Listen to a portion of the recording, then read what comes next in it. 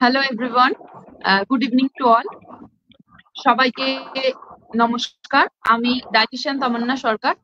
আজকে একটা নতুন লাইভ সেশন কাম ওয়েবিনার এবং টক শো নিয়ে চলে এসেছি। আজকের টপিক হচ্ছে ওবেসিটি অ্যান্ড ইটস ম্যানেজমেন্ট, অর্থাৎ স্থূলত্ব থেকে আমরা কিভাবে বাঁচবো, কিভাবে তার ম্যানেজমেন্ট আমরা করব ডায়েটের মাধ্যমে এবং লাইফস্টাইলের মাধ্যমে, সেটা নিয়েই আমাদের আজকের সেশন। তো আজকে আমার সাথে যিনি আছেন ডায়েটিশিয়ান সুলেখা বিশ্বাস ম্যাডাম। ম্যামের পরিচয়টা আমি আগে একটু দিয়ে দিই। নমস্কার ম্যাম। আজকে ম্যামের পরিচয়টা একটু দিয়ে দিই, তারপর আস্তে আস্তে আমরা নতুন সেশনে চলে যাব। ইতিমধ্যে সবাই জয়েন করা শুরু করছে, তো করুক। ম্যামের কথাটা একটু বলি। ম্যাম কিন্তু অনেক বছরের সিনিয়র একজন ম্যাম। তো ম্যাডামের আগে কোয়ালিফিকেশনটা বলি। ম্যাডাম হচ্ছেন বিএসসি এবং MSc dietitian, clinical nutrition and ডায়েটেটিক্সে ওনার ডিগ্রি রয়েছেন। তারপরে উনি বিএড করেছেন নিউট্রিশনেই। তো এখন ম্যাডামের কাজটা ওবেসিটি নিয়ে তো বটেই, বাচ্চাদেরও উনি দেখেন, কিন্তু তার সাথে সাথে উনি ডক্টর কুনাল সরকারের যে আসক্লেপিয়া হেলথ, সবাই হয়তো জানো, ওখানে ম্যাডাম যুক্ত আছেন সরাসরি। এছাড়া ফ্র্যাঙ্ক রোজে উনি কাজ করেন। ওনার কাজের জায়গাটা হচ্ছে কলকাতা টু বনগা থেকে কলকাতার মধ্যে উনি কাজ করেন। তো বনগাতে ওনার নিজস্ব পার্সোনাল চেম্বারও আছেন। এছাড়া উনি বিভিন্ন জায়গায় ক্লিনিকে বসে থাকেন। অনলাইনেও ম্যামকে পাওয়া যাবে। তো এইগুলো নিয়ে ম্যাডাম আরো বিস্তারিত বলে দেবেন। তো ম্যাডামের জায়গাটা অনেকটা বিস্তারিত, সেগুলো নিয়ে আমরা আসবো। দেবকী জয়েন করেছে। Devaki, thank you for join. আস্তে আস্তে সবাই জয়েন করুক। ততক্ষণ আমরা আমাদের লাইভ স্টেশনটা একটু যেটা ব্রডকাস্ট হচ্ছে সেটা একটু আমরা শেয়ার করব। ম্যাম আপনিও একটু শেয়ার করে দিন, তাহলে আরো নতুন কিছু মানুষকে আমরা পেয়ে যাব।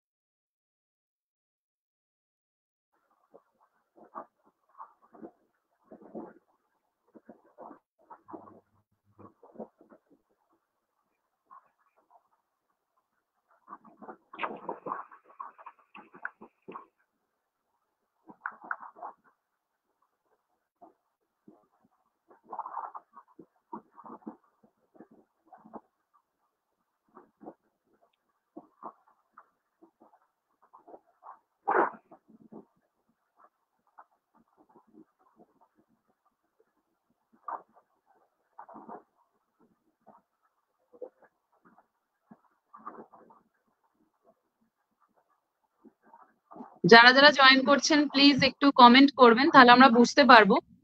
আর যার যাবতীয় কোয়েশ্চেন যদি কিছু থেকে থাকে, কোয়ারি থাকে, সবটাই আজকে আমরা বিস্তারিত আলোচনা করব। সকলের প্রশ্নের উত্তরও দেবো, সাথে সাথে আমাদের সেশনটাকে এগিয়ে নিয়ে যাব।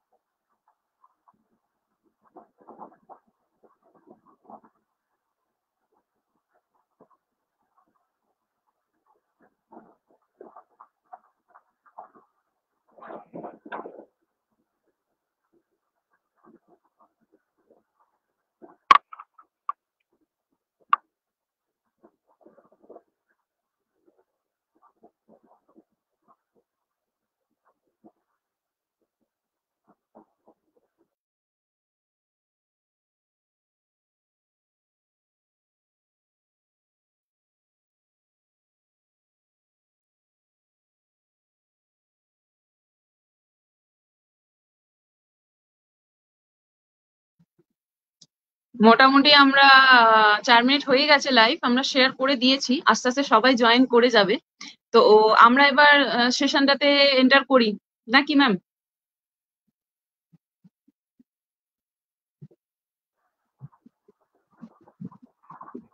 তাহলে এবারটা আমরা সেশনটা শুরু করে দিই। তো আজকে যে টপিকটা ছিল তো ম্যামই বলবেন। আজকে ছিল ওবেসিটি, তো ওবেসিটি নিয়ে আমরা কথা হলো। ওবেসিটি হচ্ছে স্থূলত্ব। তো ওবেসিটিটা কি, একদম বা ওবেসিটিকে আমরা কিভাবে ডিফাইন করতে পারি? এটা কি আদৌ কোনো রোগ, নাকি অনেকের কাছে অনেক রকম কথা শুনি আমরা, যে যখন আমরা বলি মানে ওজন বৃদ্ধি, এক কথায় বলতে গেলে যে বডি শেমিং এর একটা কথা চলে আসে, যে ওবেসিটি বলা যাবে না, ওজন বৃদ্ধি হয়েছে বলা যাবে না, মোটা বলা যাবে না, বডি শেমিং করা হচ্ছে। তো এটা কতটা যুক্তিযুক্ত? ওবেসিটি অ্যাকচুয়ালি ডিফাইন যদি আমরা করি তাহলে সেটা কি? Over to you ma'am. একদম অ্যাকচুয়ালি পূর্বে ওবেসিটিকে কি বলা হতো, ডিজিজ অফ অ্যাফ্লুয়েন্স, অর্থাৎ বিত্তবানের অসুখ বলা হতো।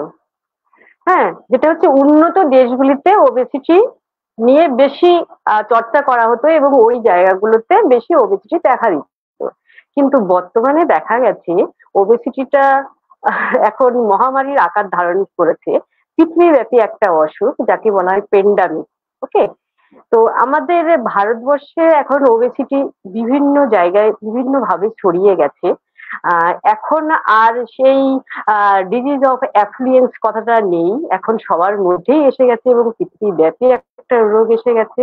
এর বিষয়টা হচ্ছে আমরা কি করে বুঝবো ওবেসিটি। একজন যখন স্বাভাবিক মানুষের উচ্চতা অনুযায়ী কি হয়, ওজন একটা নির্দিষ্ট হওয়া প্রয়োজন। যখন সেই ওজনটা বেশি হয়ে যায়, বেশি হয়ে যায় বলতে একটু আমি বলি যে আইডিয়াল বডি ওয়েট, যাকে বাংলায় বলা হয় আদর্শ ওজন। হুম, আদর্শ দেহের ওজন যখন আইডিয়াল বডি ওয়েটের চাইতে 20% বা তার বেশি যখন হয়ে যাবে, তখন তাকে আমরা বলবো স্থূলত্ব বা মেধাধিক্য বা ওবেসিটি। এবার মানুষ এটা বুঝতে পারে না যে মোটা হয়ে গেছি মানে এটা যে একটা রোগ, এই ধারণাটা মানুষের মধ্যে নেই এখনো পর্যন্ত। মনে করছে হেলদি ফিগার, না ভালোই তো আছি। একদমই নয়, ওটা একটা রোগ হয়ে গেল। হ্যাঁ, এবার রোগের কথায় আসি। রোগ দু ধরনের হতে পারে, একটা হচ্ছে সংক্রামক ব্যাধি, 2 নম্বর হচ্ছে অসংক্রামক ব্যাধি। সংক্রামক ব্যাধিগুলো যেটা হচ্ছে ভাইরাস, প্রোটোজোয়া, ব্যাকটেরিয়া দ্বারা ইনফেক্টেড হয়। আর অসংক্রামক ব্যাধি যেগুলো আছে তার মধ্যে ওবেসিটি একটা মেন পর্যায়ে আছে, কেননা ওবেসিটি এসে গেলে এইবার একটা একটা করে রোগ ঢুকতে শুরু করবে, সেজন্য ওবেসিটি একটা রোগ। একদমই তাই, মানে ওবেসিটি যে একটা রোগ সেটাই মানুষ কিন্তু মানতে চায় না, এবং বলা হয় বিভিন্ন ভাবে যে বডি শেমিং করা হচ্ছে। আমরা বলি তার কারণ হচ্ছে আমরা চিন্তা করি, আমরা ভাবি, এবং আমরা ভালো চাই, মানুষকে সুস্থ রাখাই কিন্তু আমাদের একমাত্র উদ্দেশ্য। তো কেন একদম এটা নিয়ে এত কথা হচ্ছে, কারণ ওয়ার্ল্ড ওয়াইড WHO বলি বা যে কোনো জায়গা থেকে কিন্তু ওবেসিটিকে রোগ বা ডিজিজ আখ্যা দেওয়া হয়েছে। তো যদি স্বাভাবিকের থেকে আপনার ওজন বেশি হয়, তো আপনি স্থূলত্বের মধ্যে আছেন, এবং আপনার যে রোগটা হয়েছে সেটা হচ্ছে ওয়ার্ল্ড ওয়াইডে একটা বেশ ভয়ঙ্কর রোগ, দ্যাট ইজ ওবেসিটি বা স্থূলত্ব। তো অবভিয়াসলি ওবেসিটি একটা রোগ। তো এবার একদম নেক্সট এখান থেকে একটা প্রশ্নতে চলে আসি যে আহ, সাধারণ মানুষ কিভাবে বুঝবে যে তার ওবেসিটি হয়েছে বা স্থূলত্বের মধ্যে সে আছে? কারণ ওভাবে তো দেখে বোঝা যায় না। তো সে বুঝবে কি করে যে তার ওবেসিটি হয়েছে? হ্যাঁ, সাধারণ মানুষ তো সেভাবে বুঝতে পারবে না, বলবে যে আমি মোটা হয়ে গেছি। কেউ হেলথ নিয়ে সেভাবে সচেতন নয় বর্তমান যুগে। আহ হলেও সেইভাবে সচেতনতা আসেনি। সেই যদি সচেতনতা থাকতো তাহলে কেন এত ওবেস পার্সনদের আমরা দেখতে পাই, তাই না? তারা তারা যদি মনে করে আমি মোটা হয়ে গেছি, ঠিক আছে, এবং মোটা হওয়ার পাশাপাশি তাদের মধ্যে কিছু সমস্যাও আসবে। অল্প কাজ কাজ করলেই সে হাঁপিয়ে পড়বে। হ্যাঁ, তার বেশি কাজ করতে পারবে না, দৌড়াতে পারবে না, একটু হাঁটলেই তাকে দুর্বলতা সে ফিল করবে। তখন তাকে বুঝতে হবে যে আমার ওয়েট গেইন হয়ে গেছে বলেই এই সমস্যাগুলো আসছে। যদি নর্মাল ওয়েট থাকতো এই সমস্যাগুলো হতো না। তো সেজন্য তাকে একটা ব্যবস্থা নিতে হবে, লাইফস্টাইল মডিফিকেশন করতে হবে অ্যান্ড ডায়েটারি মডিফিকেশন করতে হবে। মানে সেটা কিভাবে করবে সেটা পরের পর্যায়ে বলছি। তো এখানে একটা কোয়েশ্চেন এসছে, এবং আমি এই কোয়েশ্চেনটা আসতামই। তো একজন জিজ্ঞাসা করছেন, তন্ময় চ্যাটার্জি বলছেন, আইডিয়াল বডি ওয়েট কত একজনের ইন জেনারেল কিভাবে বুঝতে পারবে? মানে ও বলতে চাইছে যে ওবেসিটি কি হয়েছে সেটা বোঝার জন্য একটা মানুষের আদর্শ ওজন কতটা হওয়া উচিত এবং তার থেকে বেশি আছে নাকি কম আছে সেটা একজন সাধারণ মানুষ কিভাবে বুঝবে? মানে এক কথায় বলতে গেলে ওবেসিটিকে আমরা ডিটেক্ট করব কিভাবে? হ্যাঁ কারণ হ্যাঁ অনলাইনে হ্যাঁ অনেক সূত্র রয়েছে, হ্যাঁ অনেক ফর্মুলাস, তো হ্যাঁ মানুষ কিন্তু গুগল করে, তো গুগল করাটা কোনো হ্যাঁ সলিউশন নয়। তো সেটা যদি আপনি একটু না বলেন। হ্যাঁ অ্যাকচুয়ালি ওবেসিটিটা হয়ে গেছে আইডিয়াল বডি ওয়েটটা কি এক সবার ক্ষেত্রে তো সমান হবে না, এটা প্রত্যেকের জন্য আলাদা হবে, এটা একটা ক্যালকুলেশন ব্যাপার আছে। আইডিয়াল বডি ওয়েট হচ্ছে যেটা হচ্ছে সেটা আমরা বিএমআই এর মাধ্যমে বুঝতে পারি। বিএমআই বিএমআই হচ্ছে বডি মাস ইন্ডেক্স, ঠিক আছে? এই বডি মাস ইন্ডেক্সের যে ফর্মুলাটা আছে, ওজন in kg by height in metre square, এই ফর্মুলাটাই যখন আমরা বসাবো তখন আমরা ওখানে বিএমআইটা পেয়ে যাব। বিএমআই এর মান দেখে আমরা বুঝতে পারবো যে একজন মানুষ নর্মাল ওজন আছে নাকি ওবেস এসে গেছে, ওভারওয়েট আছে নাকি ওবেসিটির তিনটে ধাপ আছে, গ্রেড 1, গ্রেড 2 এন্ড গ্রেড 3। হ্যাঁ, সেটা যদি আপনারা পারেন ওই ক্যালকুলেশনটায় আসতে তখন আপনারা বুঝতে পারবেন। এবার হ্যাঁ, এই রেঞ্জ গুলো একটু বলে দিই। যদি বিএমআই এর মান লেস দেন 25 হয় তখন নর্মাল, ঠিক আছে? আর যখন 25 থেকে 29.9 হয় তখন তাকে আমরা বলবো ওবেসিটি গ্রেড 1। আর 30 থেকে 40 যদি হয় তখন তাকে আমরা বলবো গ্রেড 2 ওবেসিটি। আর যখন 40 ক্রস করে যাবে তখন তাকে আমরা বলবো গ্রেড 3 ওবেসিটি। তার মানে হচ্ছে এটা অবশ্যই প্রত্যেকটা মানুষের ওজন এটার উপর নির্ভর করবে, তার লাইফস্টাইলের উপর নির্ভর করবে, তার উচ্চতার উপর নির্ভর করবে, এবং সেখান থেকে আমরা বিএমআই ক্যালকুলেট করেই তবেই বার করতে পারবো। কিন্তু এখানে আমি একটা ছোট আরেকটা কথা বলে দিই। ফর্মুলা আছে, আরেকটা ফর্মুলা আছে ideal body height in KG, height in sorry height in semi minus ছেলেদের ক্ষেত্রে 100 বিয়োগ করতে হবে, তাহলে আইডিয়াল বডি ওয়েট বেরিয়ে যাবে। এটা সব থেকে সহজ উপায়। আর মেয়েদের ক্ষেত্রে হাইট ইন সেমি মাইনাস 103, এটা সব থেকে সহজ উপায়। এই এই ফর্মুলায় ফেললে আপনার আইডিয়াল বডি ওয়েটটা কত পেয়ে যাবেন।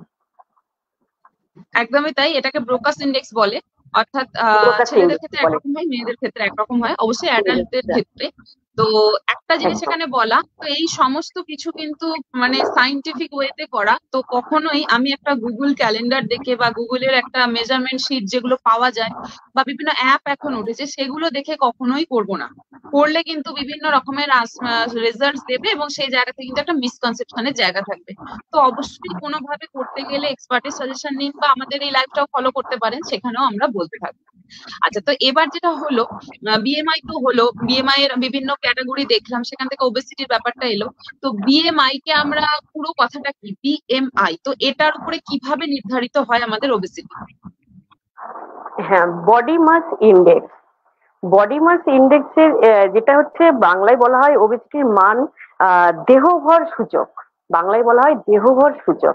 এটা ওই যে বললাম, আগেই বললাম যে আহ ওজন, যেটা হচ্ছে ওজন, আমাদের বডির ওজন কত সেটা কেজি, আর হচ্ছে হাইট ইন মিটার, এই এই দুটোর অনুপাত বার করতে হবে। অনুপাত বার করলেই বিএমআই বেরিয়ে যাবে। একদমই, খুবই সোজা হিসেব। তো এটার বাইরে আর অন্য দিকে আমরা যাব না। তো যেমন আমাদের ওজন, না, যেমন এখানে আমরা আমাদের যাব না, উচ্চতা, সেটার উপরই ডিপেন্ড। তো এখন সেটার কথা উপরে হচ্ছে ডিপেন্ড। ওবেসিটি। ওবেসিটি বা স্থূলত্ব এগুলোর কারণ কি? বেসিক্যালি কেন মানুষের বা মানুষ কেন ওবেসিটিতে ভুগছে? বর্তমান সমাজে এত বেশি প্যান্ডেমিক ওয়েতে কেন ছড়িয়ে যাচ্ছে ওবেসিটি? বেশ কারণ কি? একদম একদম। হ্যাঁ, বর্তমানে এর অনেকগুলো কারণ আছে। বর্তমানে লাইফস্টাইল তো চেঞ্জ হয়ে গেছে। আরেকটা ফার্স্টেই বলি, জিনগত সমস্যা, যেটা জিনগত কারণেও হতে পারে। যদি বাবা মায়ের দুজনের যদি ওবেসিটি থাকে সেক্ষেত্রে সন্তানদের মধ্যে 80% চান্স থাকে ওবেসিটি হওয়ার। আর যদি বাবা বা মা এই দুজনের মধ্যে একজনের ওবেসিটি থাকে তাহলে 50% চান্স থাকে। এটা একটা গেল। আর বয়সের সঙ্গে, বয়সের একটা ব্যাপার, বয়স বৃদ্ধির সঙ্গে সঙ্গে ওবেসিটিটা বেশি হতে থাকে।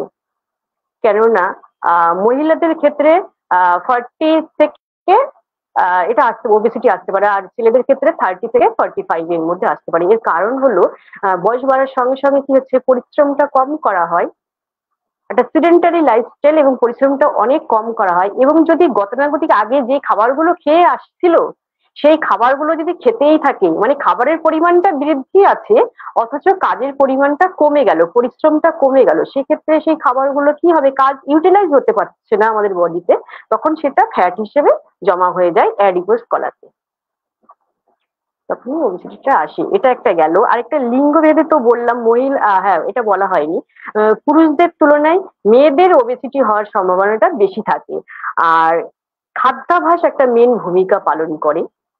এই কারণেই বলছি খাদ্যাভ্যাস মেন ভূমিকা পালন করে। বর্তমানে যে সমস্যাটা এসে দাঁড়িয়েছে, প্রত্যেকের লাইফস্টাইল হচ্ছে সিডেন্টারি লাইফস্টাইল, এবং কোন খাবারগুলোর দিকে বেশি ঝোঁক দিচ্ছে না, বাইরের জাঙ্ক ফুড, ফাস্ট ফুড, বিভিন্ন রেস্তোরাঁ, ক্যাফে, এই ধরনের জায়গাগুলো থেকে অতিরিক্ত কার্বোহাইড্রেট এবং ফ্যাট জাতীয় খাবারগুলো খাচ্ছে।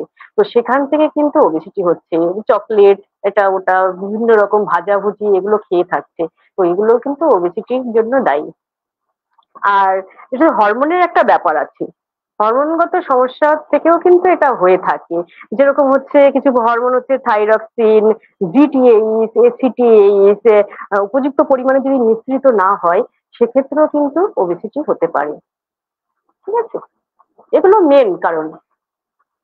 তো আমাদের যে সেডেন্টারি লাইফস্টাইলটা যেটা আপনি বললেন যে মানুষ এখন কাজ কম করে, এবং এবার অনেকে এই কথাটা বললেও তেড়ে আসবে যে আমরা তো কাজ করি, আমরা তো বাড়ির কাজ করি, আমরা তো অনেক কাজ করি, তাহলে কেন হবে? ব্যাপারটা হচ্ছে হ্যাঁ কাজটা কি, কোন ধরনের কাজ? হ্যাঁ, বাড়ির কাজ করলে সে কিন্তু সিডেন্টারি ওয়ার্কারের মধ্যে পড়ে, মানে অল্প পরিশ্রমকারী যে কাজগুলো হয় সেগুলো অল্প পরিশ্রম বলা হয় সিডেন্টারি ওয়ার্কার। হ্যাঁ, আর টিচার, ডক্টর, দর্জি, মেশিন চালায়, এই ধরনের যারা আছে তারা হচ্ছে সিডেন্টারি ওয়ার্কারের মধ্যে পড়ে। অফিসে যারা কাজ করে সেগুলো সবই সিডেন্টারি ওয়ার্কের মধ্যেই পড়ে। বর্তমানে ম্যাক্সিমাম মানুষ সিডেন্টারি ওয়ার্কিং লাইফস্টাইলিং করে চলছে, কারণ তো সেজন্য আমাদের এক্সারসাইজটা ভাবা নেই, উচিত। এক্সারসাইজটা এক্সারসাইজ নেই, হয় এবং না। অতিরিক্ত যে জিনিসটা আমাদের গেন হচ্ছে খাবার থেকে বা যে কোনো ভাবে, সেটা কিন্তু আমরা লস করছি, তো সেটা জমছে। হ্যাঁ খেয়ে, জমতে হ্যাঁ থাকবে। আমরা কি হচ্ছে সময়ের সঙ্গে সঙ্গে পরিবর্তন হয়েছে, খাবারের পরিবর্তন হয়েছে, কিন্তু কাজগুলো কমে যাচ্ছে। খাচ্ছি বেশি, কাজ করছি কম। তো সেক্ষেত্রে কি হচ্ছে, আমাদের শরীরে তো ইউটিলাইজ হচ্ছে না, যখন ইউটিলাইজ হচ্ছে না সেগুলো অটোমেটিক্যালি আমাদের অ্যাডিপোজ কলাতে ফ্যাট হিসেবে সঞ্চিত হয়ে যাবে, এটাই স্বাভাবিক। আর সেখান থেকেই এই স্থূলত্ব বলো মেরাদিত্ব যেটাই বলবে এসে যাচ্ছে। একদমই তাই, মানে পরিশ্রম বা কঠোর পরিশ্রম এটাও একটা যত দায়ী রয়েছে। কারণ আমরা যদি কোনো হেভি ওয়ার্কারদের দেখি, যারা কোনো ইন্ডাস্ট্রিয়াল সেক্টরে কাজ করে বা যারা মাঠে কাজ করে বা যারা কৃষক, তাদের ক্ষেত্রে কিন্তু ওবেসিটিটা আমরা দেখতে পাই না। তো হবে না না, তো, কারণ তাদের তারা ক্ষেত্রে প্রচন্ড ভাবে হেভি ওয়ার্ক ওবেসিটিও নেই। করছে। হ্যাঁ, তারা হেভি ওয়ার্ক করছে, হার্ড ওয়ার্ক করছে। হ্যাঁ, তাদেরকে বলা হয় হেভি ওয়ার্কার। তো তাদের হেভি ওয়ার্ক। কখনোই ওবেসিটি আসবে না, তারা যা খাচ্ছে সেটা ইউটিলাইজ হয়ে যাচ্ছে, এবং ওবেসিটি আসবে না, সেখানে সুগার আসারও কোনো প্রশ্ন নেই, আর অন্য রোগ আসারও কোনো প্রশ্ন নেই। তারা কিন্তু বেশি রোগগ্রস্ত নয়, তারা হুম। স্বাভাবিক সুস্থ। যত রোগগ্রস্ত একদমই হচ্ছে তাই, সিডেন্টারি ওয়ার্কার, বিলাসবহুল হ্যাঁ, জীবনযাপন যারা করছে তারাই বেশি অসুস্থ। একদমই তাই, জীবনযাপনটা অনেকাংশেই দায়ী। তো এখানে আরেকটা হুম। কোয়েশ্চেন এসেছে যে ফুড নিয়ে বললেন, তো এখন আমরা প্রসেস ফুড, প্যাকেট ফুডের উপর বেশি ডিপেন্ডেন্ট ডেলি লাইফে, এটা ওবেসিটিকে কতটা এফেক্ট করছে? এটা একদম। একটু যদি আপনি এটা একটা ভীষণই ভালো কোশ্চেন। কি বলবো, প্যাকেট জাতীয় যে খাবারগুলো আছে ওগুলো সম্পূর্ণ অ্যাভয়েড করবেন। যদি সম্পূর্ণ অ্যাভয়েড করতে না পারেন ধীরে ধীরে অ্যাভয়েড করুন, কিন্তু ওই জায়গা থেকে ফিরে এসে ঘরোয়া খাবারগুলো খান, কেননা ওই খাবারগুলোই আপনাকে মোটা করবে। কারণ ওর মধ্যে যে জিনিসগুলো আছে সেগুলো হচ্ছে হাই কার্বোহাইড্রেট এবং ফ্যাট, ভীষণ পরিমাণে ফ্যাট এবং ট্রান্স ফ্যাট বেশি, যার মধ্যে অ্যাক্রোলিন নামক ক্ষতিকারক পদার্থ থাকে। একই তেলে বারবার ভাজা হচ্ছে, ঠিক আছে? তো ট্রান্স ফ্যাট অ্যান্ড অ্যাক্রোলিন তৈরি হচ্ছে বিষাক্ত পদার্থ, যা আপনার স্বাস্থ্যের জন্য ভীষণভাবে ক্ষতিকর। তো এই জন্যই বলবো ঘরে তৈরি খাবার খান। পূর্বে দিকে একটু পিছন দিকে যান, তো দেখবেন না মা ঠাকুমারা কি হচ্ছে ঘরোয়া খাবার খেয়ে অভ্যস্ত, তো সেই রকম একটা লাইফস্টাইল করুন। হ্যাঁ, মাঝে সাঝে একটু বন্ধু বান্ধবদের সাথে রেস্টুরেন্টেই পারেন, সেটা বারণ করবো না, সেটাও তো রাখতে হবে। একটা সবার ক্ষেত্রেই একটা মনের ব্যাপার আছে, মানসিক সুস্থতার দরকার আছে, মেন্টাল হেলথটাকে আমাকে ভালো রাখতে হবে, কিন্তু সেটা লিমিটেড একদম। একদমই তাই। তো এবার আমরা আসি ফলাফলে। যদি ওবেসিটি হয় এবং দীর্ঘদিন ধরে মানুষ এটা নিয়ে চলতে থাকে, তো তাদের ক্ষেত্রে, সেই সমস্ত ওবেস পেশেন্টদের ক্ষেত্রে কি কি শারীরিক সমস্যা হতে পারে? হ্যাঁ, ওবেসিটি এসে গেলে আমি প্রথমেই বলেছিলাম যে এটা একটা অসংক্রামক ব্যাধি, এবং এই ব্যাধি যদি এসে যায় তাহলে এখান থেকে বিভিন্ন রকম কমপ্লিকেশন এসে যাবে। আহ যেমন হ্যাঁ, এটা ফার্স্টেই আমি বলি, প্রথমত এর জন্য সৌন্দর্য হানি তো ঘটেই। তো তার জন্য মানুষেরা ডিপ্রেশনে ভোগে, যে আমি ভীষণ মোটা হয়ে গেছি, মানুষের সঙ্গে মিশতে চাই না, সবার থেকে নিজেকে আড়াল করতে চাই। হ্যাঁ, আর আয়ুটাও কিন্তু কমে আসে।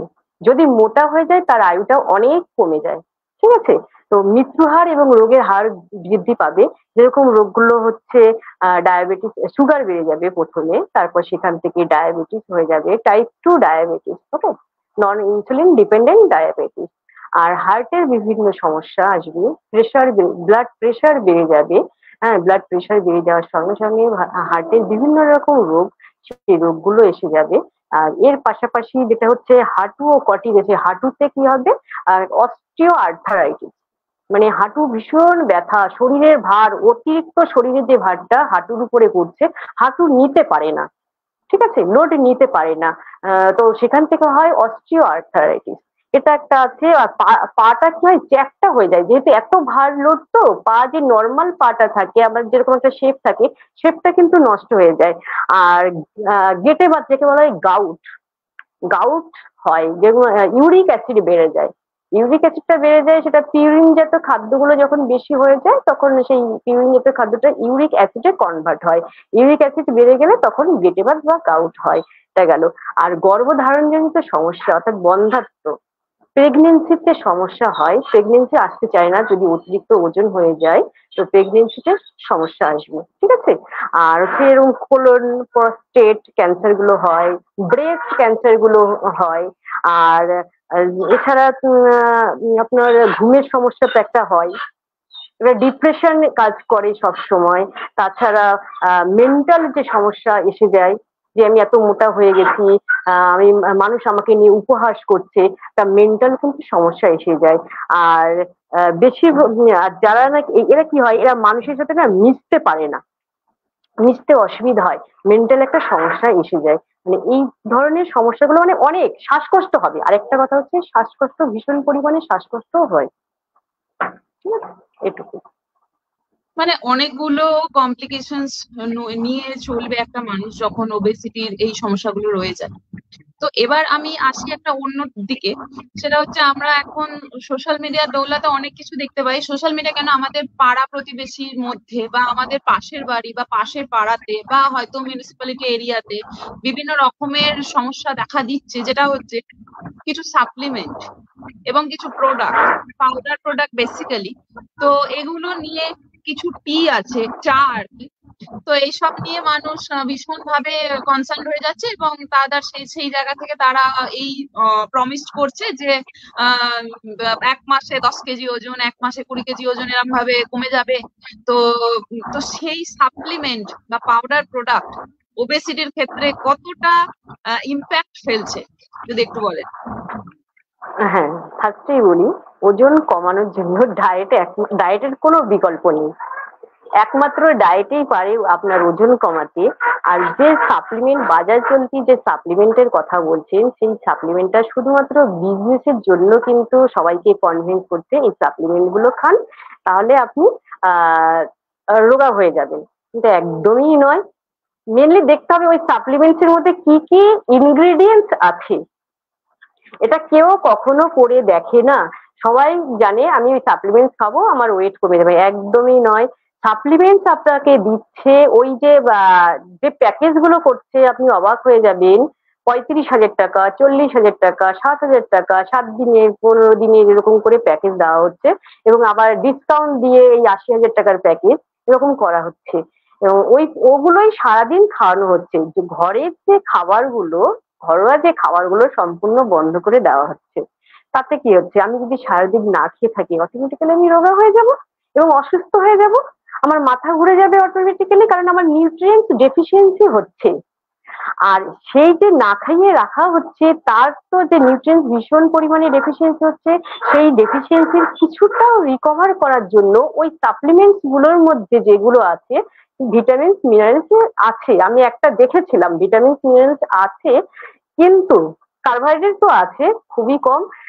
কিন্তু কি হচ্ছে, তাতে তো প্রবলেম সলভ হবে না।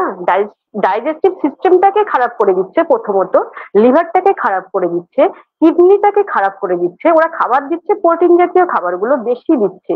আর প্রোটিন জাতীয় খাবারগুলো যখন নাকি রিকোয়ারমেন্ট থেকে বেশি খাওয়া হবে, তখন তো কিডনির উপরে প্রেশার পড়বে, কিডনিটা ড্যামেজ হয়ে যাবে। আর কি বলবো, মানে ভীষণ পরিমাণে ক্ষতিকারক ওই প্রোডাক্ট গুলো। আপনারা কখনোই ওই ধরনের প্রোডাক্ট গুলো খাবেন না, এটাই আমার বলার। আপনারা একটা সামান্য ফিস দিয়ে আপনার নিকটবর্তী কোনো ডায়েটিশিয়ান, ক্লিনিক্যাল ডায়েটিশিয়ান বা নিউট্রিশনিস্টের কাছে যান, একটা সঠিক পরামর্শ নিন। আপনার এজ, হাইট, ওয়েট জেনে এবং আপনি কি ধরনের কাজ করেন সমস্ত কিছু জেনে আপনার টোটাল একটা ক্যালকুলেশন করা হবে। ক্যালকুলেশনের মাধ্যমে, প্রপার কাউন্সিলিং এর মাধ্যমে আপনাকে সঠিক ডায়েট চার্ট দেওয়া হবে এবং একটা প্রপার গাইডলাইন আপনি মেনে চলবেন। লাইফস্টাইল আপনাকে মডিফিকেশন করা হবে, ডায়েটারি মডিফিকেশন করা হবে। তাতে করে আপনি কিন্তু ওজনও কমাতে পারবেন। ওজন কমানোর পাশাপাশি আপনি সুস্থ থাকবেন, আপনার স্কিনের কোনো সমস্যা হবে না, আপনার স্কিনটাও ভীষণ গ্ল্যামার আসবে।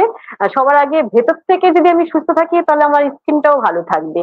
তো স্কিনের গ্ল্যামারটাও আসবে, আপনার রোগগ্রস্ত হতে পারবেন না। যে ধরনের বিভিন্ন রোগগুলো এসে যায়, সেই রোগগুলো থেকে নিজেকে ভালো রাখতে পারবেন। আরেকটা কথা বলি সাপ্লিমেন্টস নিয়ে, আহ দুটো উদাহরণ দিই। আমার কাছে একটা পেশেন্ট আসে, 80,000 টাকার, 6 মাসের 80,000 টাকার কোনো কোম্পানির নাম আমি উল্লেখ করব না, সাপ্লিমেন্টস খেয়ে এসছে। তো তার বিভিন্ন রকম রোগ এসে গেছে, সে কিন্তু শুধুমাত্র ওয়েট কমানোর জন্য আমার কাছে আসেনি। তার বিভিন্ন রকম রোগ এসে গেছে, একাধিক ডক্টর দেখাচ্ছেন, শেষে ডক্টর রেফার করেছেন ডায়েটিশিয়ানকে। তো আমার কাছে এরকম একজন পেশেন্ট এসেছিলেন, তার বিভিন্ন রকম রোগ এসে গেছে। ওই রোগগুলো থেকে বাঁচার জন্য একমাত্র ডায়েট অ্যান্ড মেডিসিন মাধ্যমেই সম্ভব সুস্থ করা। আর আরেকটা পেশেন্ট আমি পেয়েছি, 3 বছরে 4 লাখ টাকার সাপ্লিমেন্ট খেয়েছেন রোগা হওয়ার জন্য, এবং ঘরের খাবারগুলোকে টোটালি বন্ধ করে রাখা হয়েছে। তিনি ভীষণ পরিমাণে অসুস্থ, তার বিভিন্ন রোগ ধরে গেছে, তিনি একাধিক ডক্টর দেখাচ্ছেন।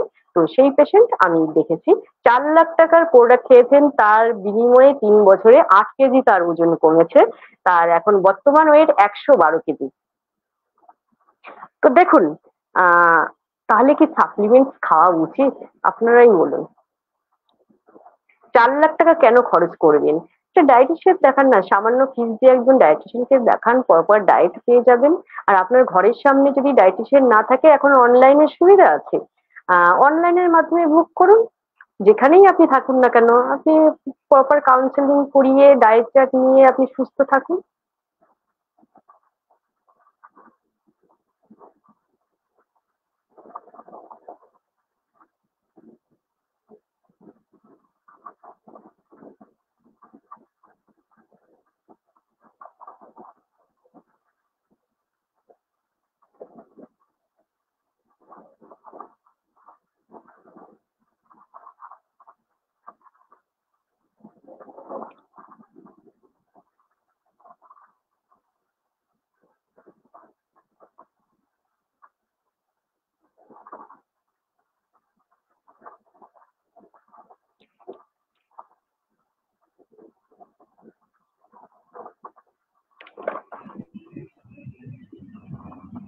ম্যাম, আমার একটুখানি প্রবলেম হয়েছিল, যাই হোক শোনা যাচ্ছে আশা করি।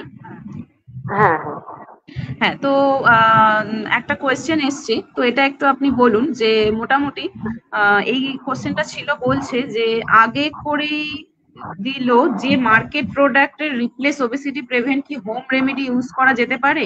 সেটাই ম্যাডাম বললেন যে হ্যাঁ, মার্কেট ভ্যালুতে যেগুলো রয়েছে সেইগুলো খুব একটা এফেক্টিভ নয়। সেই জায়গা থেকে হ্যাঁ, অবশ্যই হোম রেমেডি মানে কি না, হোমমেড ফুড, যেটা ম্যাডাম বললেন।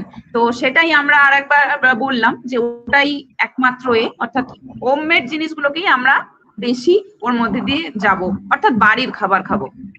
তো নেক্সট যে কোয়েশ্চেনটা চলে আসে যে আমরা ইউটিউব বা ফেসবুকের রিলস নিয়ে দেখি যে বিভিন্ন রকমের ভিডিওস দেখি, বিভিন্ন রিলস দেখি, বিভিন্ন রকমের রেসিপিস দেখি যে এইগুলো ওজন কমাবে, এইভাবে আপনি ডায়েট করুন, এবং সেইখান থেকে দেখতে পাই যে বিভিন্ন নন ব্যাকগ্রাউন্ডের মানুষ এখানে সেই ভিডিওগুলো করছে। তো সেই জায়গা থেকে আপনি কি বলবেন, সেখান থেকে কিভাবে আমরা মানুষকে অ্যাওয়ার্ড করব? হ্যাঁ, সেই জায়গা থেকে আমি ফার্স্টে বলতে চাই যে ডায়েট চার্ট যে আপনারা ইউটিউব থেকে দেখছেন তারা কিন্তু কেউ ডায়েটিশিয়ান নয়, প্রথম কথা। আর প্রপার ডায়েট চার্ট তো ডায়েটিশিয়ান বা নিউট্রিশনিস্টই দিতে পারবেন। তো যার কোনো নিউট্রিশন সম্বন্ধে ব্যাকগ্রাউন্ড নেই, যে বাংলা পড়েছে, সে নিশ্চয়ই ডায়েট চার্ট করতে পারবে না। তো তার জন্য তো অনেক বছর পড়াশোনা আছে। তো আমরা হলাম অভিজ্ঞ, মানে কি বলবো, খাদ্যের ডক্টর। তো সেক্ষেত্রে যদি প্রপার ডায়েট নিতে হয়, ডায়েটিশিয়ানের কাছে যান। আর ওই যে খাবারগুলো তৈরি করা হয়েছে, যে একটা খাবার দেখানো হচ্ছে যে এটা খেলে ওই কোনো, একদমই নয়। আপনার ওজন কমানোর জন্য আপনার এজ কত, হাইট কত, আপনি কিরকম পরিশ্রম করেন, সে তার উপরে বেস করে আপনার বিএমআই কত আছে, সমস্ত কিছু বেস করেই আমরা একটা ক্যালোরি হিসাব করে থাকি, ক্যালকুলেশন করে থাকি, যেটা হচ্ছে কত ক্যালোরি লাগবে, আপনার কতটা প্রোটিনের প্রয়োজন আছে, কতটা ফ্যাটের প্রয়োজন আছে। তো তার বেশে আপনাকে যে খাবারগুলো দেওয়া হবে, আপনার পছন্দের ঘরোয়া খাবারগুলো থেকেই কিন্তু আপনাকে ডায়েট দেওয়া হবে। ডায়েট মানে এমন নয় যে না খেয়ে থাকবো, মানে ডায়েট একদমই নয়। আপনাকে খাইয়েই ডায়েট দেওয়া হবে। আপনি সারাদিন খাবেন, কিন্তু কতটা খাবেন, কত পোর্শনে, পোর্শনটাই মেন ভ্যারি করে, কত পোর্শন আপনার জন্য অ্যাপ্লিকেবল হবে সেটাই ঠিক করে দেওয়া হবে। আর ওই রকম প্ররোচনায় পা বাড়াবেন না। একটা কিছু খেলেন, রান্না করেছে, একটা স্যুপ তৈরি করে দিল, এটা খেলেই ওজন কমে যাবে, একদমই নয়। স্যুপ কেন খাবেন? আপনার স্যুপ তো সবসময় খাওয়ার দরকার নেই। আপনি ঘরে রান্না করে খান না, 5 জনের সাথে টেবিলে বসে খান। আপনাকে রোগা হওয়ার জন্য একদমই নয় চিকেন স্যুপই খেতে হবে বা ভেজ স্যুপই খেতে হবে। আপনি রান্না খাবারই খাবেন, আপনাকে বরাদ্দ করে দেওয়া হবে কত গ্রাম তেলের রান্না করবেন। আর টেবিলে বসে খাওয়ার সাথে এরকম নয় আপনি একটা ভালো মন্দ আপনি খাচ্ছেন, ওই সেদ্ধ খাবারটাই শুধু খেয়ে যাচ্ছেন, একদমই নয়। তাহলে তো আপনার মেন্টাল স্যাটিসফ্যাকশন আসবে না, আপনি মেন্টালি প্রবলেমে পড়ে যাবেন, একদমই নয়। সাধারণ খাবার খাবেন, ঘরোয়া খাবার খাবেন, এবং একজন এক্সপার্ট ডায়েটিশিয়ান আর নিউট্রিশনিস্টের গাইডলাইনের থেকে সুপরামর্শ নিয়ে আপনি মেনে চলুন, তবে আপনার ওয়েট কম হবে। আর নিজে কখনো ডায়েট করতে যাবেন না, একদমই নয়, হিতে বিপরীত হবে। আরেকটা কথা বলে রাখি, একবার ডায়েট চার্ট নিয়ে গেছি মানেই আমার ওজন কমে যাবে, একদমই নয়। ডায়েট চার্ট একবার নয়, ওষুধ যেরকম চেঞ্জ করতে হয়, হ্যাঁ, ডক্টরের প্রেসক্রিপশন অনুযায়ী ডক্টরকে দেখিয়ে ঠিক তেমনই ফুডও একটা মেডিসিন। ফুড আপনাকে ডায়েটিশিয়ান 15 দিন, 1 মাস এরকম ভাবে একটা চেঞ্জ করে করে দেবেন। সেটা হচ্ছে ফার্স্টের দিকে আপনাকে রিডিউসিং ডায়েট দেবেন, মানে ওজন কমানোর জন্য ডায়েট দেবেন। যখন আপনার ওজনটা একটা নর্মাল জায়গায় এসে যাবে তখন আপনাকে ওয়েট মেনটেনেন্স ডায়েট দেবেন। সেই ডায়েটটা আপনাকে ফলো করতে হবে, কন্টিনিউ করতে হবে। ওকে, তো নিজে ইচ্ছা মতো ডায়েট করবেন না, হিতে বিপরীত হবে, প্রবলেমে পড়ে যাবেন। এটাই বলার ছিল আমার। একদমই, মানে ওষুধের যেমন ডোজ হয়, তো আমরা বলি খাবারই হচ্ছে ওষুধ। এটা এটা কিন্তু আমাদের কথা না, এটা কিন্তু অনেক ইংলিশ একটা প্রভাব। তো অনেকে যারা আছেন তারা জানবেন, লিটারেচারেও লেখা, যে এটা কিন্তু ফুডই হচ্ছে আমাদের আদর্শ মেডিসিন। কারণ আগেকার যে সময়গুলো ছিল, এবার বারবার আমি আগেকার কথা বলছি, কারণ আমাদের আগেকার যে লাইফটা ছিল সেটা কিন্তু সবকিছু মিশিয়ে ছিল, সেখানে সব রকম জিনিসই ছিল। তো এখন হয়ে গেছে শুধু সেডেন্টারি লাইফস্টাইল, বসে কাজ করা, এই জিনিসগুলো রয়ে গেছে। তো সেই জায়গা থেকে বিভিন্ন রকম মিসকনসেপশন আসছে, এবং আমরা হাতে ফোন, ট্যাব বা ল্যাপটপ নিয়ে বসে থাকার ফলে আরো চটজলদি উপায় খুঁজছি। কিন্তু মনে রাখতে হবে, ওজনটা যেহেতু একদিনে বাড়েনি, তারপরে নিশ্চয়ই একদিনে কমবে না। তো সেইটুকু সময়, সেটুকু পেশেন্স আর একটু ধৈর্য, এইগুলোই লাগে আর কি। তো এটাই বলার। কারণ আরেকটা কথা আরেকটা জিনিস বলার যেটা আছে, ম্যাডাম বললেন, বলুন। আমি আরেকটা কথা বলতে চাই। একদম ঘরোয়া পদ্ধতিতে আপনার সাধ্যের মধ্যে খাবার থেকেই লোকালি অ্যাভেলেবেল, মানে আপনার চারপাশে যে খাবারগুলো পাওয়া যায় সেখান থেকেই খাদ্য চুজ করে আপনাকে কিন্তু ডায়েট চার্ট দেওয়া হবে। এবং আপনি যদি কোনো ডায়েটিশিয়ানের কনসালটেন্টে থাকেন, তো আপনার কিন্তু 15 দিনে 3 কেজি ওজন কমা সম্ভব। 2.5 থেকে 3 কেজি 15 দিনে কমবে। তাহলে আপনি যদি 15 কেজি ওয়েট কমাতে চান, তাহলে হিসাব করে দেখুন 3 মাসের মধ্যে কিন্তু অলরেডি আপনার 15 কেজি ওয়েট কমে যাবে। তো তার জন্য কত টাকা ফিজ লাগবে? বেশি টাকা নয়। আর ওই যে প্রোডাক্ট গুলো খাচ্ছেন, শরীরকে ক্ষতি করছেন, শরীরে বিভিন্ন রোগ এসে যাচ্ছে, প্লাস টাকার পর টাকা কিন্তু নষ্ট করছেন। টাকাটা ফ্যাক্ট নয়, এখানে সব থেকে বড় ফ্যাক্ট হচ্ছে আপনার শরীরে কিন্তু রোগ এনে একদম। ফেলছেন। একদমই নয়। আপনারা ঘরোয়া খাবার খান, আপনার পছন্দের খাবারগুলো থেকেই ডায়েটারি মডিফিকেশনের মাধ্যমে আপনাকে ডায়েট দেওয়া হবে। প্রত্যেকটা ডায়েটিশিয়ান তাই করে থাকেন। একদমই সেটাই। আর যেটা ম্যাডাম বললেন যে একজন এক্সপার্ট ডায়েটিশিয়ানের কাছে যান, তো এই যে কেউ ইংলিশ পড়ে, কেউ ইকোনমিক্স পড়ে ডায়েট চার্ট দিচ্ছে, এবং অনেকে আছে লিকুইড ডায়েট দিচ্ছে, অর্থাৎ জলীয় খাবার। তো সেখানে কিছুই যদি কেউ না খায় সারাদিন, ওই সাপ্লিমেন্টারি মতো হয়ে যাচ্ছে, তো তার ওজন কমবেই। একদম, কিন্তু আলটিমেটলি একদম। ভিতরের ব্যাপারটা কি হচ্ছে, ইমিউনিটি কমে যাচ্ছে, ভিতরে কোনো রকম মাসেল মাস গেন হবে না। তো তার তো রিডিউস করবেই, এবং তারপরে আলটিমেটলি যখন তারা আমাদের কাছে আসছে, সেখানে শরীরে বিভিন্ন রকমের রোগ নিয়ে আসছে। তো একটা সময় দেখা যাচ্ছে বিএমআর এমন হয়ে গেছে, কোনো খাবারই সহ্য হচ্ছে না, গাট হেলথের অবস্থা খারাপ হয়ে গেছে, ভীষণ আলসারেটিভ খারাপ হয়ে যায়। প্রবলেম চলে আসছে। তো এগুলো তো আসবেই, তাই না? তো অবশ্যই এক্সপার্ট ডায়েটিশিয়ানের কাছে ভিজিট করুন।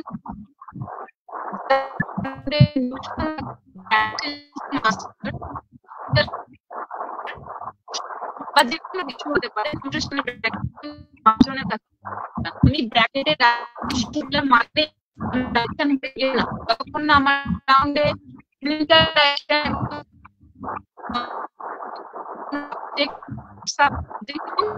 ডায়াবেটিক্স থাকে। অর্থাৎ ডায়াবেটিক্স না হলে কিন্তু সেটা ক্ষেত্রে না।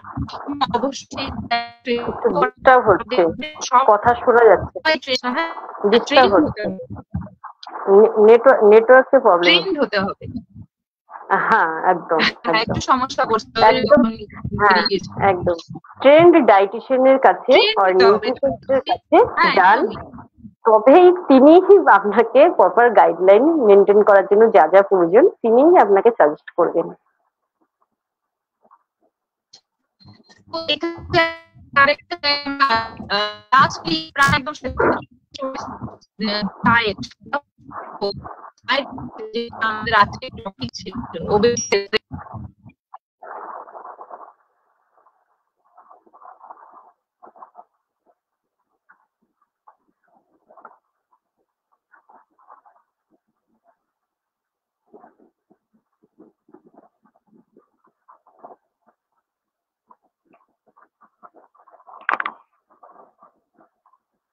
তো আমি যেটা জিজ্ঞাসা করছিলাম যে ডায়েট ম্যানেজমেন্ট, মানে আমাদের আজকের যে টপিকটা ছিল ওবেসিটি অ্যান্ড ডায়েট ম্যানেজমেন্ট, মানে পথ্য বা ডায়েট, এই জায়গা থেকে কতটা মানুষ এই জায়গা থেকে হেল্প পেতে পারে, বা ডায়েট ম্যানেজমেন্ট ওবেসিটির ক্ষেত্রে কতখানি ইম্পর্টেন্ট, যদি একটু বলেন ম্যাম। হ্যাঁ, ডায়েট ম্যানেজমেন্টের ক্ষেত্রে আমি ফার্স্টেই বলি, ডায়েটটা মেন ভূমিকা পালন করে, ভীষণভাবে ভূমিকা পালন করে। আমাদের ডায়েট যদি ঠিক না থাকে তাহলে তো আমাদের বিভিন্ন রকম সমস্যা আসবে। বেশি খেয়ে ফেললাম, আমাদের ওভারডোজ হয়ে গেল, ওষুধের মতোই যদি আমাদের ওভারডোজ হয়ে যায় তখন কি হবে?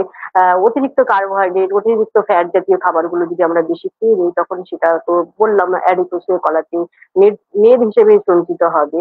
হ্যাঁ, তো এই জন্য আমাদের ডায়েটটা মেন ভূমিকা পালন করে, কেননা ডায়েটটাই ঠিক করে দেবে যে কতটা প্রয়োজন, কতটা প্রয়োজন নয়, কোন খাবারগুলো খেতে হবে। ডায়েটারি ম্যানেজমেন্টের ক্ষেত্রে এগুলো থাকবে, কোন খাবারগুলো খেতে হবে, কতটা খেতে হবে, এই বিষয়গুলো থাকবে ডায়েটের মধ্যে।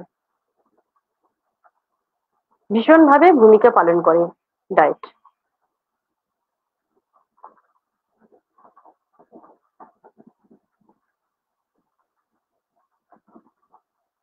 নেটওয়ার্কের প্রবলেম হচ্ছে।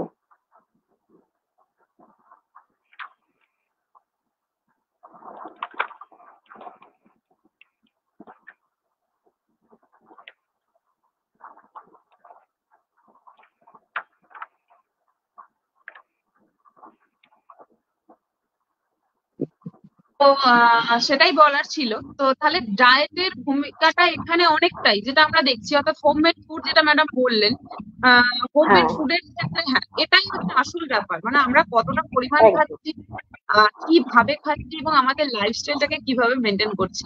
তো এটা একটা অনেক বড় জায়গা। তো এটা থেকেই আর একটা আমরা একদম শেষে চলে আসছি, সেটা হচ্ছে এক্সারসাইজ।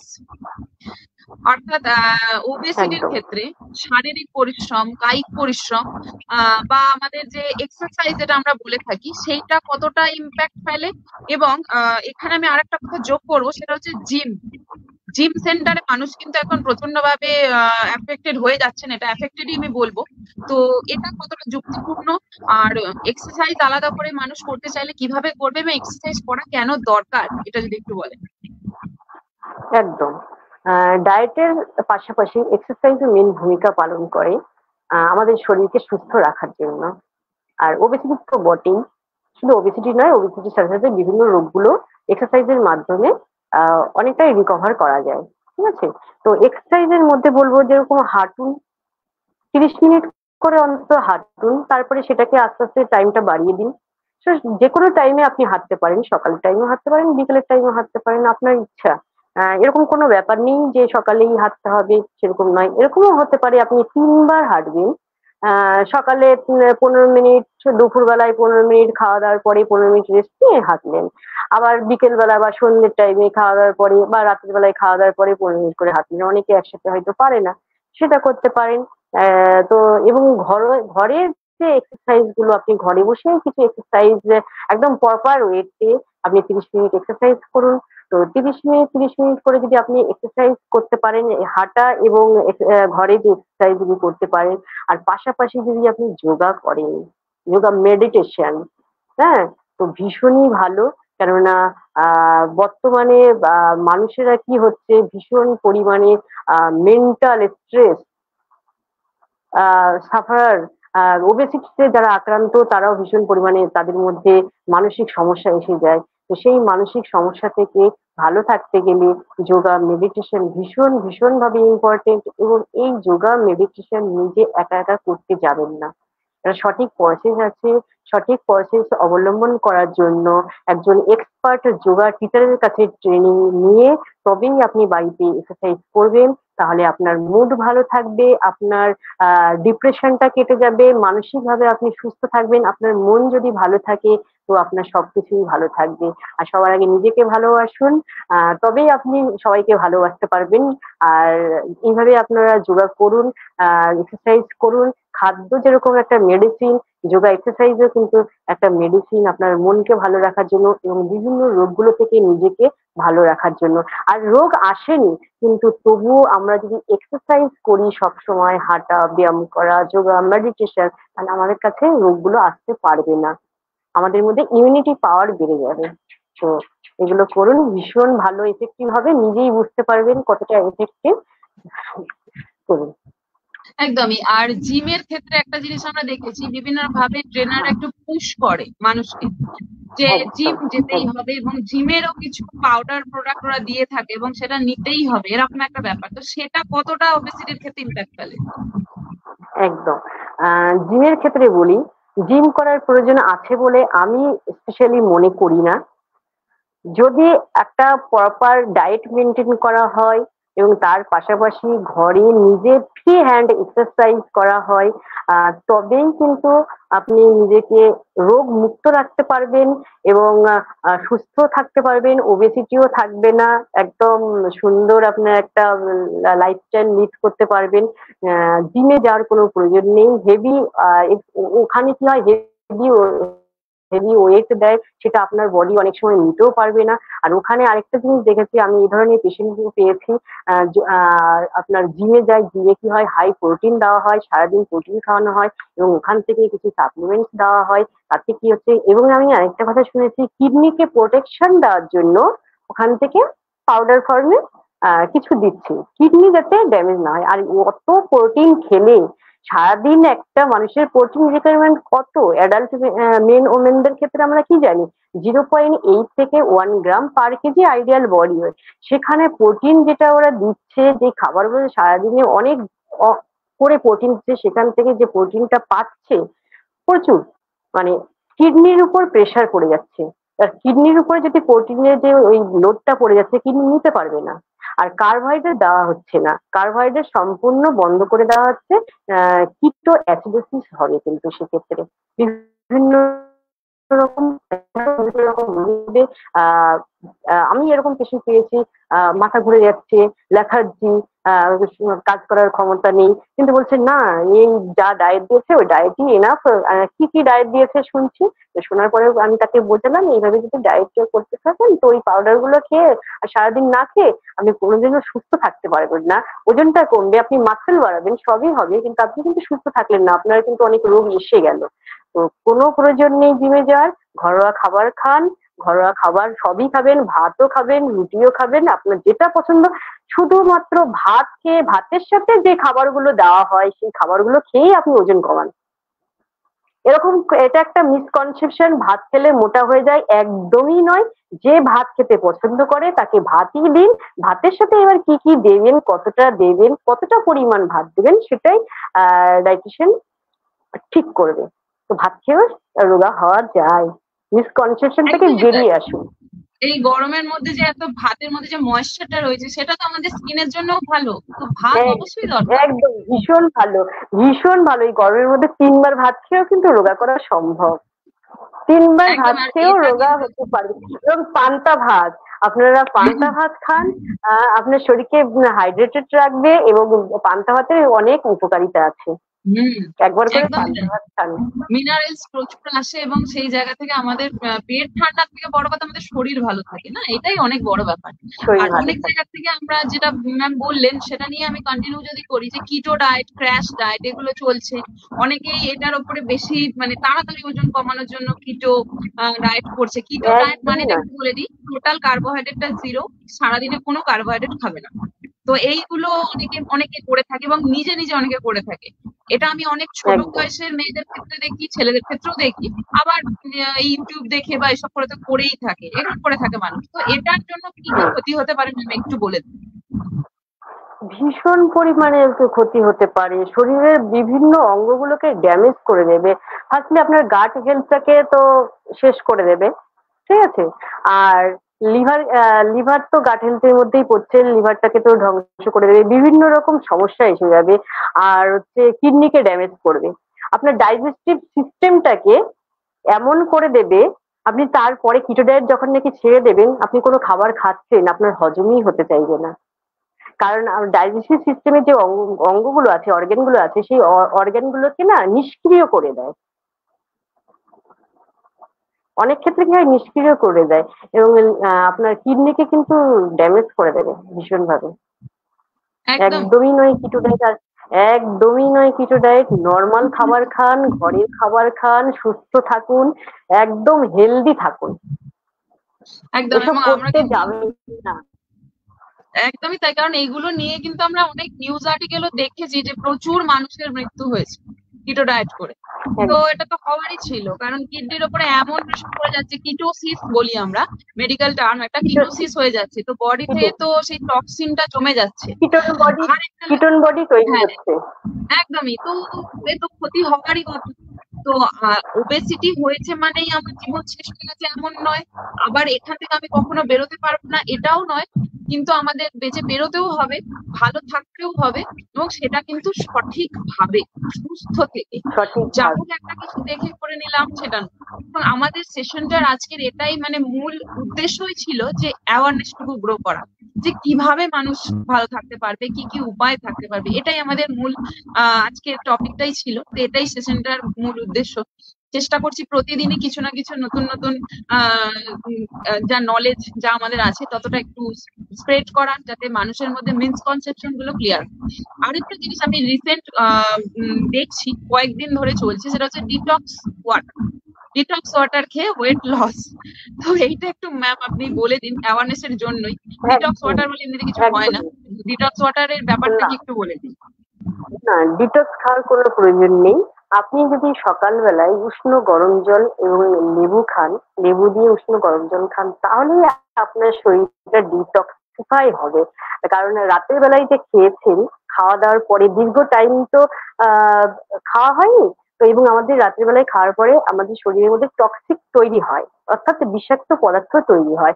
আপনি যদি সকালবেলায় একদম প্লেন উষ্ণ গরম জল 1 গ্লাস, সঙ্গে একটু যদি লেবু নিয়ে নিতে পারেন, কিন্তু খেলেই কিন্তু আপনার 30 মিনিট পরে আপনি বাথরুম যাবেন, টয়লেট করে আসবেন, আপনার যে শরীরে বিষাক্ত পদার্থগুলো তৈরি হয়েছিল, অর্থাৎ টক্সিক তৈরি হয়েছিল, সেগুলো কিন্তু বেরিয়ে যাবে। এজন্য কোনো একদমই। আর বর্তমান ক্ষেত্রে যেহেতু দরকার নেই। আর এই ডিটক্স ওয়াটার ব্যাপারটাই মানে কিছু নয়, এটা কোনো ডিটক্সিফাই করতে পারে না। কারণ আমাদের যে বডি, যেগুলো নিয়ে এতক্ষণ কথা বললাম, লিভার, কিডনি, গাট হেলথ, এগুলোর কথা বলছি, আমরা যে নিঃশ্বাস প্রশ্বাস নিচ্ছি, অর্থাৎ ফুসফুস, এগুলো কিন্তু নিজেরাই ডিটক্সিফিকেশন করে, অর্থাৎ টক্সিন রিলিজ করলে ওরা নিজেরাই বের করে দেবে। আমাদের কোনো পাউডার প্রোডাক্ট খেয়ে বা কোনোভাবে ওয়াটার খেয়ে কিন্তু হবে না। আর লেবুটা এখন কিন্তু বর্তমানে মানে আমাদের যে গরম পড়েছে, এত 40-42 ডিগ্রি টেম্পারেচারে পাতি লেবু ভিটামিন সি হিসাবেও খুব ভালো, এমনিতেও শরীরের জন্য দরকারই আছে। হ্যাঁ, অ্যান্টিঅক্সিডেন্ট, ত্বকের জন্য ভালো, আমাদের স্কিন হেলথ আর কি, সেটার জন্য ভালো। তো এমনিই ভালো, তো ওটা যে ডিটক্স ওয়াটার এরকম কোনো ব্যাপার না, ওটা এমনিই দরকার। যেমন আমাদের ভাত দরকার, সবজি দরকার, জল দরকার, এমনিই দরকার, ফলের মধ্যে পড়ে। তো ওটা গরম জলটা খেলে আমাদের শরীর থেকে জলটা যে বিষাক্ত পদার্থগুলো তৈরি হয়েছিল, হ্যাঁ, ওটার মাধ্যমে বেরিয়ে যাচ্ছে, ইউরিনের মাধ্যমে বেরিয়ে যাচ্ছে, এছাড়া ঘামের মাধ্যমেও বেরিয়ে যাচ্ছে, আমাদের নাকের শ্বাস প্রশ্বাসের মাধ্যমেও বেরিয়ে যাচ্ছে। আলাদা করে কিছু দরকার হয় না। আর যেটা দরকার সেটা হচ্ছে জল খাওয়া পরিমিত। অনেক মানুষ আছে কম জল খায়, জলটা একদম 3 থেকে 3.5 লিটার কম করে তো জল খেতে হবে প্রত্যেকে। এখন তো ভীষণ পরিমাণে গরম পড়ে গেছে, ডিহাইড্রেটেড হয়ে যাচ্ছে। এইটাই একটু দরকার। জল নয় আমাদের, শুধু জল নয়, লেবু জল খেলে ভীষণই ভালো। হ্যাঁ, আর এছাড়া আর অনেক রকম শরবত আছে, খেতে পারেন। একদমই তাই। তো আমরা একদম শেষ মুহূর্তে পৌঁছে গেছি। তো আমাদের আজকের যে টপিকটা ছিল ওবেসিটি, স্থূলত্ব, সেটা নিয়ে আমাদের আজকের সেশনটা ছিল। তো আমরা একদম শেষ মুহূর্তে পৌঁছে গেলাম। ম্যাডাম আমাদের সাথে অনেকক্ষণ ছিলেন, থ্যাংক ইউ সো মাচ। যারা জয়েন করেছেন, কোয়েশ্চেন করেছেন, এটা অনেক বড় পাওনা যে কোয়েশ্চেন আসুক, আমরা তো সেটাই চাই। অ্যাওয়ারনেস এর জন্য কোয়েশ্চেন দরকার, ক্রস কোয়েশ্চেন আরো দরকার। তো আরো মানুষ যদি জয়েন করে, তাদের যে মিসকনসেপশন গুলো রয়েছে সেগুলো আমরা ক্লিয়ার করতে পারবো। তো এটাই আমার একমাত্র উদ্দেশ্য ছিল, এবং সেই জায়গা থেকে আমি চেষ্টা করছি প্রতিবার, প্রতি সপ্তাহে বা 2 সপ্তাহ 3 সপ্তাহ অন্তর অন্তর একটা সেশন রাখার, যার মধ্যে টক শো তো থাকবে, একটা আলোচনা সবার মধ্যে, এবং মানুষ যাদের কোয়ারি গুলো রয়েছে সেগুলো বলবেন, আমরা যতটা সম্ভব সেই জায়গা থেকে উত্তর দেওয়ার চেষ্টা করবো। তো ম্যাম আপনাকে ভীষণ ধন্যবাদ। অনেক আমরা একদম একদম। আর আরেকটা কথা, আমরা যেটুকু জ্ঞান অর্জন করেছি আমাদের ম্যাডাম স্যারদের কাছ থেকে, আমরা যেটুকু জ্ঞান অর্জন করেছি সেটুকুই সবার সাথে ভাগ করে নেওয়ার চেষ্টা করলাম। যদি কোনো ভুল ত্রুটি থাকে আমাদের মার্জনা করবেন। তো খুব ভালো লাগছে, এরকম একটা সেশনে আমি জায়গা পেয়েছি, আমাকে ইনভাইটেড করা হয়েছে, তো ভীষণ ভালো লাগছে। Thank you so much. Thank you ma'am. আর ম্যাডামের সাথে যারা যোগাযোগ করতে চান অবশ্যই করতে পারবেন। তো ম্যামের কাজের জায়গাটা একটু বলে দিই। ম্যাম কিন্তু ওবেসিটি নিয়ে যেমন কাজ করেন, সমস্ত হার্ট পেশেন্টদের নিয়েও ম্যাম কাজ করে থাকেন। এছাড়া ম্যাডামের একটা স্পেশালাইজেশন রয়েছে অনকোলজিতে, ব্রেস্ট ক্যান্সার এবং যে কোনো ক্যান্সারের পেশেন্টদের উপর ম্যাম কাজ করে থাকেন। ম্যাডামের কাজের জায়গা রয়েছে বনগাঁ টু কলকাতা, আমি আগেই বলেছি। তো ওখানে ম্যামের পার্সোনাল চেম্বারও আছে, ম্যাম অনলাইনেও কনসাল্ট করেন, এবং কিছু অ্যাপ আছে যেটা অ্যাস্ক্লেপিয়া হেলথ, আগে বললাম ডক্টর কুণাল সরকারের, ম্যামকে ওখানেও পেয়ে যাবেন। আর ম্যাডাম আপনি আপনার একটু ডিটেলসটা দিয়ে দিন, অ্যাড্রেস, ডিটেলস, ফোন নাম্বার, এবং কিভাবে আপনার সাথে সবাই যোগাযোগ করবে একটু বলে দিন। একদম একদম। আমি অ্যাস্ক্লেপিয়া হেলথে আছি, ওখানে অ্যাপের মাধ্যমে আমাকে পাওয়া যাবে, ডক্টরস অ্যাপ। ওই ডক্টরস অ্যাপে যাওয়ার পরে ডায়েট অ্যান্ড নিউট্রিশন, ওখানে গেলেই আমাকে পাওয়া যাবে। ডায়েটিশিয়ান সুলেখা বিশ্বাস করে আছে, ওখান থেকে বুক করে আমার সাথে কন্ট্যাক্ট করতে পারবেন। এছাড়া আমি অনলাইনেও পেশেন্ট দেখে থাকি, সেটা হোয়াটসঅ্যাপের মাধ্যমে, ভিডিও কলিং এর মাধ্যমে আমি পেশেন্ট দেখি। বিভিন্ন জায়গা থেকে পেশেন্ট আসতে পারেন, কোনো ব্যাপার না। ঘরে বসেই আপনি প্রপার গাইডলাইন পেয়ে যাবেন, ডায়েট চার্টে পেয়ে যাবেন। এছাড়া আমার একটা পার্সোনাল চেম্বার আছে বনগাঁতে। বনগাঁতে পার্সোনাল চেম্বারের অ্যাড্রেস হচ্ছে কুঠিবাড়ি, বাগদা রোড, মাদ্রাসা স্কুলের বিপরীতে, মতিগঞ্জ, বনগাঁ। হ্যাঁ, এখানে এটা হচ্ছে বিবেকানন্দ চক্ষু চিকিৎসালয়। এটা আমার পার্সোনাল চেম্বার আছে। এছাড়া আমাকে হেলেঞ্চাতেও আপনারা পাবেন, যারা লোকাল আছেন ওখানে আমি মাঝে সাঝেই বসি। আর বনগাঁ থেকে কলকাতার বিভিন্ন জায়গায় আমার চেম্বার আছে এবং আমি আরো চেম্বার বাড়াচ্ছি। তো আমার সাথে কন্ট্যাক্ট করবেন 7001564103 এই নাম্বারে হোয়াটসঅ্যাপ করবেন। হোয়াটসঅ্যাপে করেই আমাকে সমস্ত ইনফরমেশন দেবেন। তো আমি, আর খুব প্রয়োজন হলে কল করবেন, নইলে কল করবেন না, হোয়াটসঅ্যাপেই আগে করবেন। ঠিক আছে ম্যাম, বিভিন্ন লাইভ ধরনের সেশনটা শেষ। হ্যাঁ, আরেকটা কথা, আমি বিভিন্ন ধরনের পেশেন্টই দেখে থাকি, শিশু থেকে বৃদ্ধ বয়সে যে কোনো ধরনের সমস্যা, আমি সব ধরনের সমস্যার সমাধানের জন্য আছি। Thank you so much ma'am. Live সেশনটা শেষের দিকে যখন আমরা লাইভটা অফ করে যাব, আপনি আপনার নাম্বারটা কাইন্ডলি কমেন্ট সেকশনে একটু দিয়ে দেবেন, যাতে সহজেই আপনাকে সবাই কন্ট্যাক্ট করে নিতে পারে। তো থ্যাংক ইউ সো মাচ, অনেক ধন্যবাদ আমাদের সাথে থাকার জন্য। সবাই ভালো থাকুন, সুস্থ থাকুন। যারা যারা ছিলেন তাদেরকেও অনেক ধন্যবাদ, এতক্ষণ ধরে আমাদের সাথে ছিলেন। অনেক কোয়েশ্চেন এসছে, আমরা উত্তর দেওয়ার চেষ্টা করেছি। আবার যারা দেখবেন রেকর্ডে, তারাও যদি কোনো কোয়েশ্চেন থাকে লিখতে পারেন কমেন্ট সেকশনে, ম্যাম বা আমি যে কেউ উত্তর দেওয়ার চেষ্টা করব।